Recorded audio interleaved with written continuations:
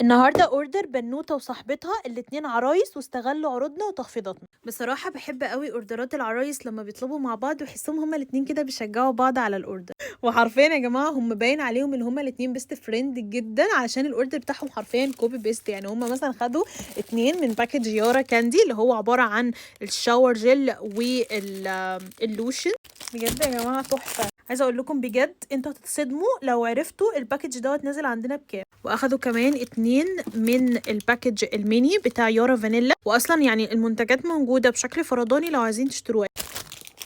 وبصوا بقى اخدوا ايه، اخدوا الباكج اللي نازل عندنا، باكج التشيز كيك يا جماعه نازل بسعر خطير، بيكون عباره عن البادي سبلاش مركز جدا والمخمريه، فهما الاتنين اخدوا عرضين. بصوا نحط هنا عرض وهنا كمان نحط ما شاء الله عرض تاني. ويا جماعه احنا منزلين لكم النهارده من عروض الخميس اي بادي سبلاش من باث اند بادي وفيكتوريا سيكريت، اي قطعه نازله ب 100 جنيه بس، فهم طلبوا كده الانواع عشوائي خالص، طلبوا اتنين فيكتوريا سيكريت طبعا ب 100 جنيه يعني يا بلاش، واخدوا كمان اتنين من باث اند بادي، بس انا بحاول احط لهم انواع مختلفه.